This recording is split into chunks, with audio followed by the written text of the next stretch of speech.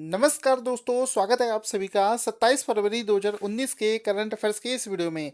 सबसे पहले तो मैं भारतीय वायुसेना के जाबाज सिपाहियों को सलाम करता हूं जिन्होंने पाकिस्तान से अपना बदला ले लिया है। आज हर भारतीय का सीना फक्र से चौड़ा हो चुका है और हम ये प्राउड से कह सकते हैं कि हम वो भारत के लोग हैं जो कि दुनिया में किसी से भी नहीं घबराते हैं।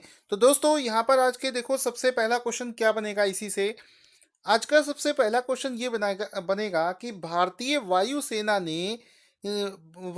ने किस इंडियन फाइटर जेट के जरिए एलओसी के पार यानी कि पाकिस्तान वाले एरिया में आतंकियों के ठिकाने पर निशाना साधा है।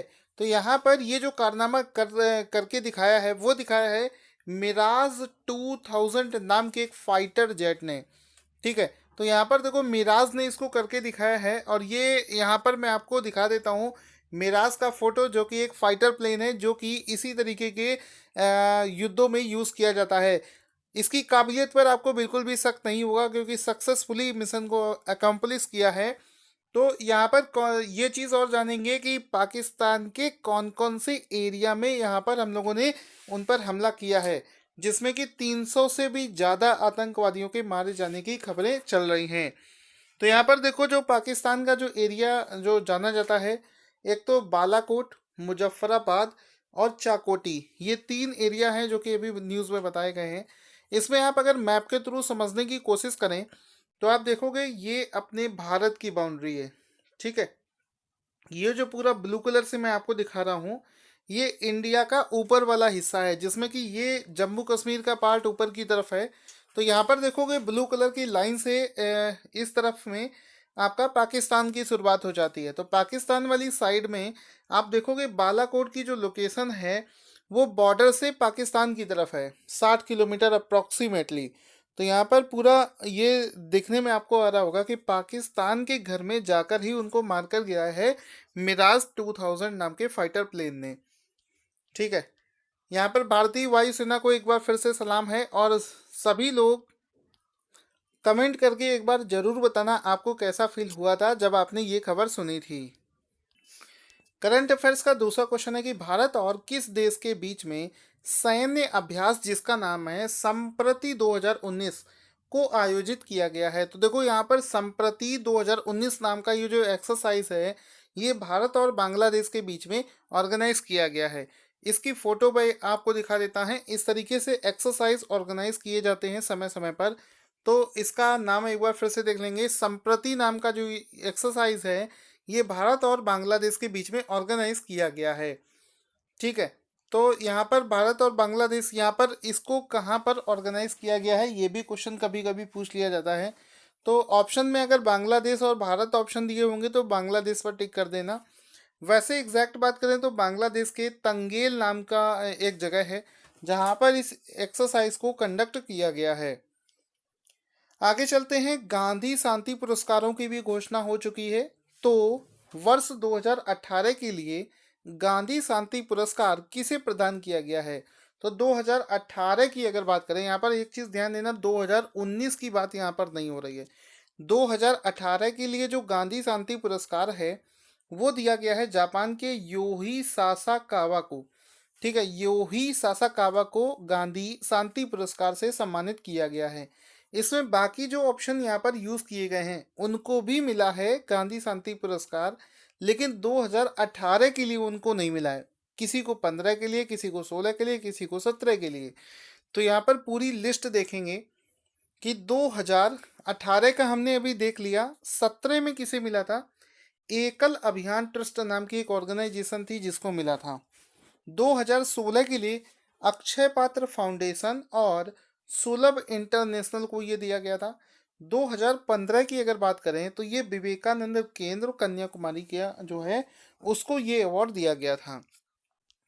यहाँ पर फोटो भी देख लेते हैं जिसमें कि हमारे जो प्रेसिडेंट हैं रामनाथ कोविंद जी, वो ये अवार्ड जिनको भी रेसिपेंट्स हैं उनको प्रदान करते हुए। ठीक है, इसके अलावा ये जो पुरस्कार हैं इनकी शुरुआत करी गई थी 1955 में, जब महात्मा गांधी की 125वीं जयंती मनाई जा रही थी। और ये अवार्ड ऐसे व्यक्तियों और संस्थानों को दिया जाता है जो गांधी जी के विचारों पर चलते हैं, मतलब अहिंसा, शांति, इन विचारों को जो फॉलो करते हैं उनको ये अवार्ड हर साल प्रदान किया जाता है। अगला प्रश्न है, हाल ही में मुख्यमंत्री युवा स्वाभिमान योजना भारत के किस राज्य में शुरू करी गई है? तो यहाँ पर देखो, युवा स्वाभिमान योजना जो है इसको मध्य प्रदेश सरकार ने लागू किया है। तो यहाँ पर नाम से ही पता चल रहा है, युवा स्वाभिमान यानी कि जितने भी यंगस्टर्स हैं उनके स्वाभिमान को लेकर यहाँ पर एक योजना चलाई गई है। तो इसको भारत के मध्य प्रदेश राज्य में शुरू किया गया है। यहाँ पर मन में एक बार सवाल आता होगा कि ये योजना जो चलाई गई है ये किस उद्देश्य से चलाई गई है? तो यहाँ पर देखो, इस योजना का उद्देश्य है कि जितने भी शहरी कमजोर वर्गों के शहरी युवा हैं, जितने भी शहर में रहने वाले यंगस्टर्स हैं, उनको 100 दिन का रोजगार प्रदान किया जाए। तो ये भी एक क्वेश्चन बन जाता है कि इस योजना के तहत कितने दिनों का रोजगार दिया जाएगा? तो यहाँ पर साफ साफ लिखा है 100 दिनों का रोजगार यहाँ पर दिया जाएगा। इस अवधि में क्या होगा कि 100 दिनों में अगर आपके पास में रोजगार नहीं है तो आपको 4,000 रुपये महीने वजीफा दिया जाएगा। कितने दिनों तक? 100 दिनों के लिए। ठीक है। इसके अलावा ये जो स्कीम है इसका फ़ायदा केवल वे युवा उठा सकते हैं जिनके परिवार की एनुअल इनकम 2 लाख रुपए से कम है और जो 21 से 30 वर्ष की आयु के बीच में है। ऐसे लोगों को ही इसका फ़ायदा मिलेगा। हर एक युवा को इस चीज़ का फ़ायदा नहीं मिलेगा। तो ये मध्य प्रदेश सरकार ने इस योजना को चलाया है। यहाँ पर आपको एक फ़ोटो भी दिखा देते हैं। यहाँ पर साफ साफ लिखा है मुख्यमंत्री युवा स्वाभिमान योजना। यहाँ पर मध्य प्रदेश के जो प्रधान चीफ मिनिस्टर हैं, मुख्यमंत्री हैं, उनका फोटो है। आप लोग कमेंट करके बताएंगे कि मध्य प्रदेश के सीएम का क्या नाम है। आज का अगला क्रिकेट है स्पोर्ट से। हाल ही में कौन दक्षिण अफ्रीका में टेस्ट सीरीज जीतने वाली पहली एशियाई टीम बन गई है? तो यहाँ पर दक्षिण अफ्रीका में ये जो टेस्ट सीरीज है इसको जीतने वाली एशिया की पहली जो टीम बनी है वो बनी है श्रीलंका। ठीक है। तो यहाँ पर बी ऑप्शन यहाँ पर सही हो जाएगा। एशिया की जो पहली टीम बनी है वो श्रीलंका बनी है, जो कि दक्षिण अफ्रीका को उन्हीं के देश में हरा कर आई है। तो यहाँ पर दक्षिण अफ्रीका को श्रीलंका ने 2-0 से हराया है। तो यहाँ पर दो देशों की बात हुई है, श्रीलंका और दक्षिण अफ्रीका। दोनों को मैप में देखना बहुत ज़रूरी है। तो यहाँ पर आपको दिखा देते हैं, ये जो आपको दिख रहा है लाल कलर से नीचे, भारत के नीचे, ये है श्रीलंका। और दक्षिण अफ्रीका की बात करी जाए तो यहाँ पर आप देखेंगे, जैसे ही आप अफ्रीकन कॉन्टिनेंट में आएंगे तो सबसे नीचे रेड कलर से जो आपको देश दिख रहा है वो है साउथ अफ्रीका यानी कि दक्षिण अफ्रीका। यहाँ पर श्रीलंका और दक्षिण अफ्रीका के बारे में कुछ और चीज़ें। श्रीलंका की जो राजधानी है वो है श्री जयवर्धना कोट्टे। मुद्रा है श्रीलंकाई रुपया। राष्ट्रपति का नाम है मैत्रीपाला सिरिसेना। इसी तरीके से दक्षिण अफ्रीका की जो राजधानी है उसका नाम है केप टाउन और वहाँ की जो करेंसी है उसका नाम है दक्षिण अफ्रीकी रैंड और राष्ट्रपति का नाम है सिरिल रामफोसा। तो यहाँ पर दोनों देशों के बीच में इतनी इन्फॉर्मेशन आपको पता होनी चाहिए। तो अगले क्वेश्चन पर चलने से पहले बता दूं, आपको कोई भी बुक अगर किसी भी एग्ज़ाम से रिलेटेड चाहिए हो तो आप मेरे टेलीग्राम चैनल को ज्वाइन करके वहाँ पर मुझसे ले सकते हैं फ्री ऑफ कॉस्ट, जिसके लिए आपको एक भी रुपए देने की ज़रूरत नहीं है। चाहे वो माइका का मैगजीन हो, चाहे वो प्रतियोगिता दर्पण हो, कोई भी मैगजीन हो, सभी कुछ मैं फ्री में आपको पीडीएफ वहाँ पर प्रोवाइड कराता हूँ। डिस्क्रिप्शन में लिंक है टेलीग्राम चैनल का। तो यहाँ पर देखो अगला क्वेश्चन क्या बनेगा। केंद्रीय स्वास्थ्य और परिवार कल्याण मंत्री जिनका नाम है जेपी नड्डा ने किस शहर में चौथे वैश्विक डिजिटल स्वास्थ्य साझेदारी सम्मेलन का उद्घाटन किया है? तो यहाँ पर चौथे वैश्विक डिजिटल स्वास्थ्य साझेदारी के सम्मेलन का उद्घाटन नई दिल्ली में ऑर्गेनाइज किया गया है। तो ऑप्शन ए यहाँ पर बिल्कुल सही हो जाएगा। इसका आपको फोटो भी दिखा देते हैं, ये नई दिल्ली में इवेंट ऑर्गेनाइज किया गया है। अगला क्वेश्चन है, अफगानिस्तान ने किस देश के चाबहार बंदरगाह के जरिए भारत को निर्यात करना शुरू कर दिया है? तो कुछ दिन पहले मैंने बहुत डिटेल में इस क्वेश्चन को करवाया था। जिसमें मैंने बताया था कि ये जो चाबहार बंदरगाह है ये ईरान देश में स्थित है और भारत के लिए बहुत ही ज़्यादा इम्पोर्टेंट है। रीज़न उसका मैंने आपको बताया था, इस मैप के थ्रू समझेंगे। देखो ये रहा भारत, ये रहा बीच में पाकिस्तान, इस तरफ है अफगानिस्तान और यहाँ पड़ेगा ईरान। तो यहाँ पर ये जो चाबहार बंदरगाह है ये आपका पड़ता है इस लोकेशन पर। तो क्या इससे फ़ायदा क्या होगा? फ़ायदा ये होगा कि जब भी हमको ईरान के साथ में ट्रेड करना होगा तो ये ईरान और ये यहाँ पर मुंबई ये डायरेक्ट कनेक्टिविटी आपकी सी रूट से दिखा रहा है।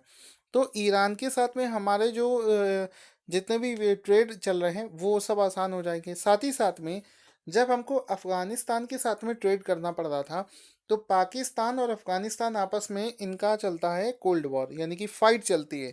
तो जैसे मान लो हमें अफगानिस्तान के साथ में कोई व्यापार करना है तो बीच में पड़ता है पाकिस्तान।